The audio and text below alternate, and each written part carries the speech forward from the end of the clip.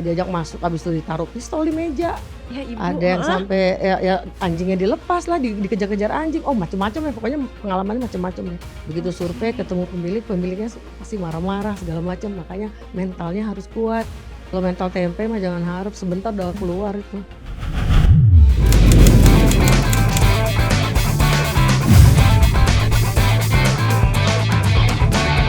Halo semuanya, selamat datang di Berani Bicara, podcast dari Era Indonesia, tempat kita ngobrol santai nih, tapi tetap berbobot. Di sini para narasumber terpercaya yang telah terbukti lewat prestasinya dan pengalaman akan berbagi cerita, insight yang tentunya menginspiratif.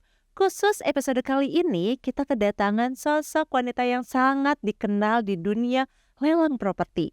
Beliau ini punya positioning yang kuat banget nih, hingga melekat dengan nama Ratu Lelang. Namun di balik itu ada juga nih kisah perjuangan, keberanian untuk memulai perjalanan hidup yang sangat inspiratif tentunya. Dengan senang hati, mari kita sambut Ibu Lisa Hafrizal. Halo Bu. Halo Mbak Nisa, apa kabar? Baik tentunya. Ya, ya. Oke, spesialis lelang, kata yang cukup menarik namun agak beresiko nih bagi beberapa agent properti sebenarnya. Nah, Ibu sendiri apa sih yang ngebuat Ibu akhirnya terjun ke saya akan jadi spesialis lelang? Ya, pertama kali suatu saya terjun sebagai agent properti kan, rata-rata kan kita tuh agent bermain di, secondary ya. Saya juga bermain di secondary dan yang kita tahu ada juga di apa, yang bermain di primary ya. Primary. Nah tapi, karena saya pertama kali itu saya kan mix ya, terus ada kenalan yang dari bank, kebetulan ada kenalan dari orang bank menawarkan, "Coba tolong bantu pasarkan, ada aset macet nih dari bank." Ya Kak, terus kita mencoba, nah setelah mencoba 1 kali dan berhasil, terus kita akhirnya, "Oh ini kayaknya tantangan nih," walaupun agak sulit ya. Dan pada saat zaman saya waktu terjun itu, belum ada kayaknya agent yang berani bermain di lelang. Belum banyak lah, karena pada waktu itu kan baru tahun 2008 kalau nggak salah saya terjun pertama kali di lelang. Belum ada agent yang banyak yang bermain di lelang. Nah kita mencoba dan saat itu kayaknya kita, wah ketagihan nih walaupun tingkat kesulitannya tinggi, nah akhirnya udah kita terjun di situ. Nah mulai saat itu kita terus fokus di lelang gitu. Oke, bicara tentang keberanian ya Bu, kan Ibu bilang tadi belum banyak agent yang situ, kalau saya malah takut ya Bu. Nah Ibu yang bikin yakin tuh apa? Maksudnya bermain di lelang? Yes, yang bikin yakin apa? Yang lain kan takut. Iya. Pas Ibu bilang, kayaknya saya mau coba deh gitu ya. Tapi yang lain gak mau. Kenapa tuh kira-kira yang buat Ibu tambah yakin nih kayaknya? Ya, karena itu ya, tantangan bagi saya itu adalah kesulitan itu adalah tantangan bagi kami ya. Karena kita sudah, mencoba menjalani, kita sudah tahu tingkat kesulitannya semuanya ya, jadi ya kami beranilah, menerjunin semuanya itu karena kita sudah tahu lika-likunya semua gitu. Jadi ya kita sudah punya tim juga, jadi, kita selalu menjualnya dengan, paket lengkap ya. Karena, Erastar ini kan udah khusus memang spesialis lelang. Jadi yang kami jalanin ini jadi seperti one stop solution ya. Jadi pembeli pun, selalu menerima kondisinya itu dalam keadaan terima beres, terima kunci gitu. Jadi ya mereka pun, tenanglah kalau beli lewat Erastar gitu. Nah ini menarik banget dari pas Ibu bilang, belum banyak nih Mbak karena agent yang mau terjun di dunia lelang. Kalau saya ya Bu ya, begitu orang sedikit yang terjun, saya curiga, saya takut malah Bu. Nah Ibu kenapa justru, oke sedikit gak apa-apa, tapi tetap saya coba. Itu apa sih Bu yang ngebuat berani? Iya, ya justru ini peluang nih bagi saya nih. Mumpung, nggak banyak yang berani yang main di, bidang lelang ini, itu justru peluang dan tantangan bagi saya gitu. Makanya wah bagus ini, saya terjun di bidang yang memang nggak banyak orang yang main di sini gitu. Jadi gak usah takut aja ya Bu ya? Ya enggak lah, nggak takut lah, kan kita bisa belajar. Betul. Semuanya sambil kita semua itu saya memang belajar learning by doing semuanya gitu. Semua berdasarkan pengalaman yang udah saya jalanin, saya pelajarin semua gitu. Oke, kalau kata Ibu tadi emang benar semua hal itu bisa dipelajari. Nah sekarang saya mau belajar Bu. Saya ya lihatnya kan emang semua barang lelang murah, betul? Iya. Oke, masalahnya kita nggak mau beli kucing dalam karung nih Bu. Kalau Ibu sebagai yang main dalam lelang, kategori bagus barang lelang itu kayak apa sih Bu? Kualitasnya nggak cuma harga gitu. Tadi kan Mbak Nisa bilang kucing dalam karung, kucingnya kita keluarin dulu ya. Ya jadi memang yang dalam lelang ini selain harga murah, kita memang harus ada beberapa pengecekan nih. Jadi kayak lokasinya dulu, terus legalitas yang terutama nih. Jadi masalah dokumennya segala macam, ada permasalahan pidananya kah atau apa gitu. Jadi kalau memang nggak asal murah atau memang lokasi tanahnya ini apakah kejepit, tanahnya di belakang bukan yang di depan yang dijaminkan. Nah itu juga itu penting tuh yang harus ini jangan asal murah aja terus kita nggak survei lokasinya. Jadi banyak aspek yang harus kita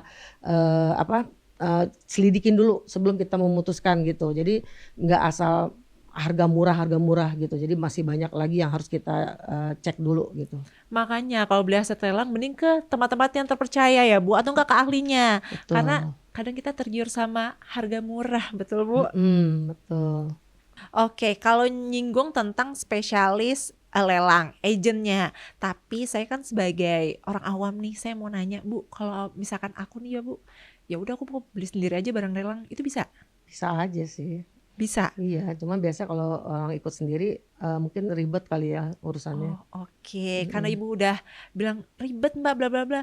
Oke, sekarang saya akan sebagai customer, saya mau nanya nih. Sebenarnya apa sih yang Ibu janjikan, rasa aman dan servis apa nih yang akan Ibu kasih ke saya dan orang-orang kalau belinya lewat agent yang udah biasa nanganin lelang?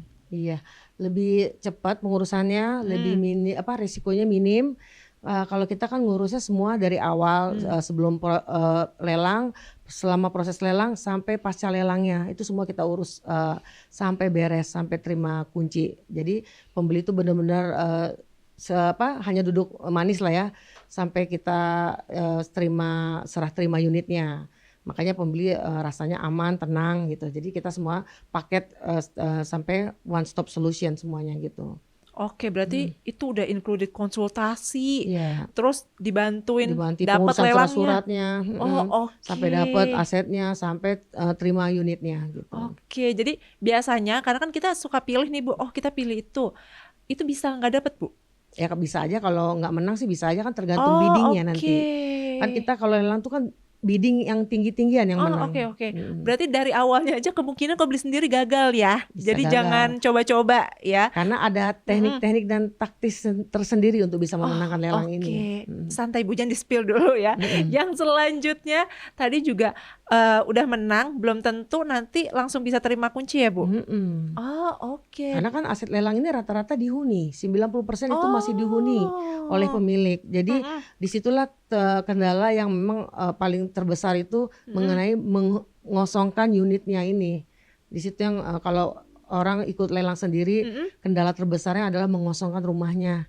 Nah kalau kami agent spesialis lelang ini Erastar, kita selalu mengosongkan rumahnya, menjual dalam keadaan sampai mengosongkan gitu. Jadi pembeli merasa aman lah. Gitu. Betul, apalagi kita nggak mau terlibat hubungan emosional sama pemilik atau rumah masalah ya. hukum apa Betul. Jadi lebih aman, betul. Jadi luar sama yang mau beli barang lelang aman.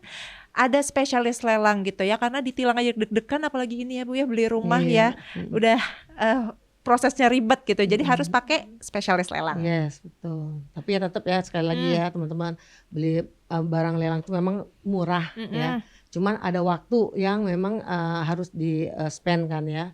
Gitu. Oke, kalau tadi kan Ibu bilang ribet beli rumahnya bla bla bla, tapi akan aman kalau dengan spesialisnya. Pertanyaannya, Ibu sendiri emang pernah Bu atau malah sering invest ke barang-barang lelang yang Ibu jual? Oh iya. Ya saya sendiri juga sebagai agent properti, kalau saya juga punya dana, saya juga memang invest, saya ambil juga gitu. Walaupun ya nggak gede-gedean sih, saya juga ikut beli juga.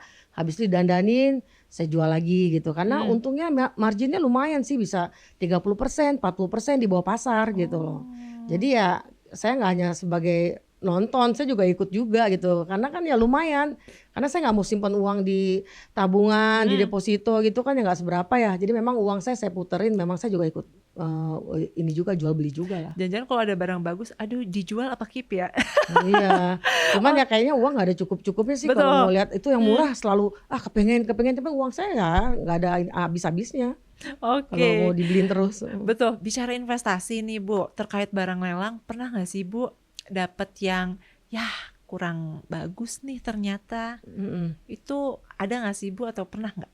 Ya paling sih keuntungannya nggak terlalu besar. Yang tadinya perkiraan kita bisa 30%, ya tapi karena keadaan yang nawarnya tergantung yang nawar ya. Paling ini keuntungannya saya paling 12% gitu loh. Nggak bisa sampai yang ekspektasi saya bisa 30, 25, ternyata saya cuma bisa dapatnya 12% lah waktu itu pernah. Oke, jadi even seorang agent properti pun bisa sedikit-sedikit salah ya Bu ya, Iya, agak biarpun meleset lah. masih Iya, nggak bisa untung. untung besar terus sih. Oke.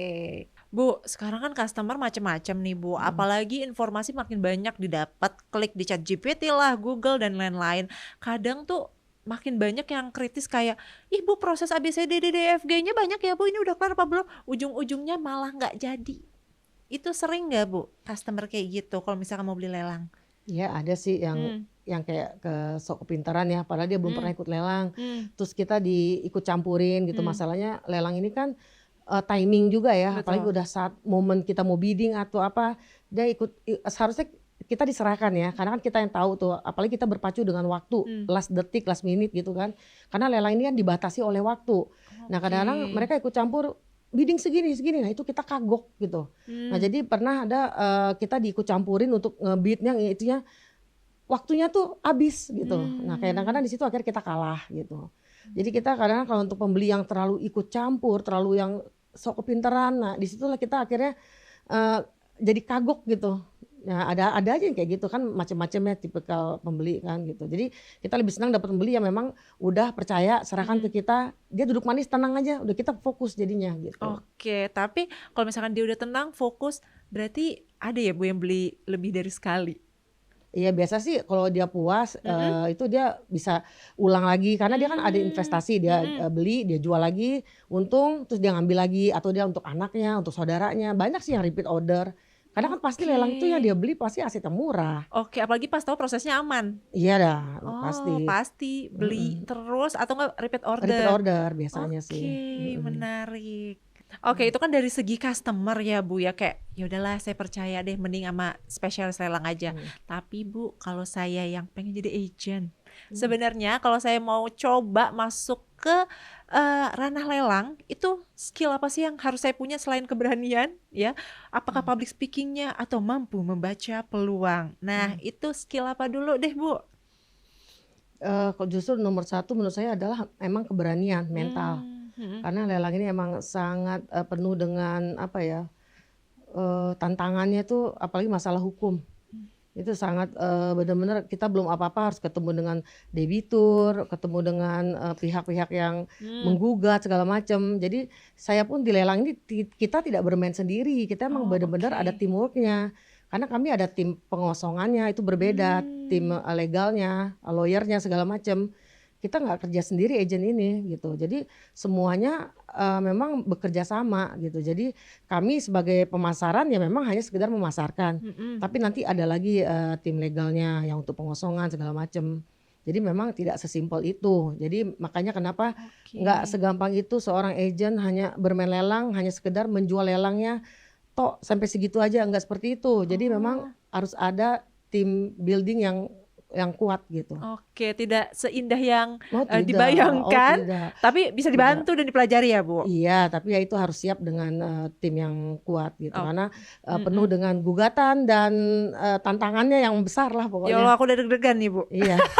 Makanya kami kan disupport sekali oleh prinsipal kami yang memang ya yang karena kami sudah 20 tahun pengalaman di lelang ya, makanya kita memang kuat. Makanya harus ada wadah yang kuat kalau memang teman-teman agent yang ada mau main lelang ya memang harus punya teamwork yang kuat gitu. Backupnya harus kuat juga gitu. Oke, soalnya saya ditilangnya deg-degan Bu, apalagi digugat. Nah, bicara itu Bu, wanita banyak gak sih Bu yang main lelang? Ya ibu-ibunya sih kebetulan sih ibu-ibu superior semua sih memang di sini. Oh, oke. Kita sebagian besar memang malah ibu-ibu yang Oh, banyak. malah perempuan? Hei, Mhm. yang laki-laki kemana? Lelang menunggu ya Bu ya? Mak-maknya malah berani loh. Oke. Bu, mostly mereka tuh apa sih biasanya kendala agent lelang yang baru? Masalah teknis apa sih yang paling banyak kayak ibu remind berkali-kali, makanya kamu dari awal ini. Itu biasanya yang mereka sering lupa tuh apa sih Bu? Mengenai apanya? Kayak pas teknis di lapangan, kayak contohnya, makanya kamu clearin dokumennya dari awal atau apa gitu. Ya pasti sih mengenai pertama tuh pasti mengenai fisiknya dulu di Oh, lapangan. fisik justru ya? Iya, karena kan lelang ini nggak bisa dilihat ke dalam karena masih Oh. dihuni. Nah biasanya kendalanya saat survei itu bertemu dengan si pemilik yang pasti nggak kooperatif. Dari situ aja sudah tantangan kendala. Begitu survei ketemu pemiliknya pasti marah-marah segala macam. Makanya mentalnya harus kuat. Belum apa-apa aja udah kena gonggong itu, baru datang aja survei udah kena marah atau apa gitu. Situ saya bilang mental nomor 1 kalau di lelang ini harus kuat. Oh, oke, karena ilmu bisa dipelajari, yang penting mental dulu. Mental dulu nomor 1 di sini. Mental nomor 1. Bu, Kalau mental tempe mah jangan harap sebentar udah keluar itu. nggak Ibu akan keluar. kalau mental tempe tapi Ibu menatap saya, ya udah. Bu, bicara terkait sama mental nih. Bu, ada pengalaman nggak sih Bu yang pertama kali survei langsung, ih kok dia gini ya gitu ya. Pernah diapain gitu Bu? Aduh banyak pengalamannya sih banyak banget yang udah ngalamin itu. Ada yang sampai masuk diajak masuk habis itu ditaruh pistol di meja. Ya Ibu, Ada yang sampai ya anjingnya dilepas lah, dikejar-kejar anjing. Oh macem-macem ya pokoknya pengalamannya macem-macem deh. Oke, seru ya, Oh tapi banyak. seru tapi tenang, ada tim yang bantu ya Bu ya. Nah makanya mereka nggak kerja sendiri, ada teamworknya. Makanya apalagi kita ada pendampingan mentor kan, mentor lah nanti yang ini ya. Makanya marketingnya masalah udah legal, masalah hukum segala macam itu ada lagi di belakang yang maju nanti gitu. Bukan marketingnya semua yang terjun. Oke, tenang. Makanya. Oke, dengar ceritanya yang tadi lucu tapi agak serem dan ngebuat stres ya Bu. Nah, Ibu sendiri kenapa masih tetap ngelakuin? Kenapa nggak, ayo udahlah, nggak pindah aja ke yang lain, gak usah pakai lelang. Apa yang ngebuat tetap yakin di tengah semua tekanan dan stres itu deh? Iya, ya kan kita juga selain itu kan ada kepuasannya kalau pembeli kita menang lelang itu kita sampai euforianya gimana gitu kan. Apalagi nanti setelah itu cair komisinya kan juga gede ya kalau berhasil menang gitu kan, pembeli juga puas gitu. Nah, bicara tentang komisi nih Bu, kayaknya ada kata-kata yang menarik karena kalau jual semua properti kan pasti ada komisinya. Kalau komisi lelang nih Bu, kalau boleh di-spill itu range-nya berapa sih Bu? Ya pokoknya standarisasi seperti agent pada properti pada umumnya. Cuman kadang-kadang kan kalau pembeli itu dia merasa senang dapat barang murah, terus dia merasa wah dapat ini, dia suka kasih kita ekstra lagi gitu. Oh itu ya, jadi stres langsung hilang deh tuh. Oh iya, kan kita juga suka dapat fee lagi dari bank, dari pembeli. Nah dari situlah kita suka dapat double gitu loh Mbak. Oke, jadi apalah itu ketakutan. Komisi di depan mata, betul? Betul, iya. Oke Bu, sekarang saya tertarik dengan asal usulnya Ratu Lelang gitu ya Bu. Kenapa sih Bu brandingnya kuat banget nih sekarang sama Bu Lisa Ratu Lelang? Karena kan banyak orang nih yang ngeklaim dirinya A, B, C, tapi gak ada yang ngakuin. Kalau Bu Lisa nih, oh Bu Lisa Ratu Lelang, semua orang tuh ngakuin. Nah itu asal mulanya gimana Bu? Kenapa brandingnya bisa kuat? Ya, karena saya kan sudah 20 tahun ya saya juga main lelang. Dan sebagai perempuan yang mungkin agent properti wanita yang terjun di lelang sudah lama, teman-teman saya, kenalan saya di era ya menyebutnya Ratu Lelang karena saya kan juga udah mungkin di era juga saya udah lumayan lah, prestasi saya juga udah lumayan ini banyak ya. Jadi itu panggilan teman-teman aja sih. Jadi ya udah saya bilangnya udah Ratu Lelang Properti. Tapi gitu. orang-orang mengakui. Ya karena memang main di lelang ya kan untuk perempuan kan juga tough ya, termasuk ya jarang kali ya yang main, ibu-ibu mama yang main di lelang yang stay, yang stabil gitu sampai sekarang. Oke Bu Lisa, sebelum saya punya branding kuat kayak Ibu, ada namanya Ratu Lelang gitu ya Bu. Nah saya mundur ke belakang khusus untuk agent-agent baru, khususnya perempuan nih Bu, yang mau melangkah tuh kadang suka ragu karena perempuan kan ada batasan-batasannya ya Bu. Boleh dong Bu kasih pesan untuk wanita-wanita khususnya agent-agent properti perempuan yang masih baru untuk tetap semangat. Iya, untuk agent-agent baru khususnya ibu-ibu nih, jangan ragu melangkah, jangan takut-takut, mulai aja, nanti pasti ada aja jalannya, tetap semangat, konsisten, semoga cepat closing. Saya bisa, Anda juga pasti bisa. Semangat ya. Baik, untuk Bu Lisa, saya ucapkan terima kasih banyak atas ceritanya menginspiratif, hangat, jujur, dan tentunya memotivasi kita semua. Ya, sama-sama Manisa. Dan untuk Anda semua yang sudah menyaksikan, saya ucapkan terima kasih. Sampai jumpa nih di episode berikutnya di Berani Bicara. See you!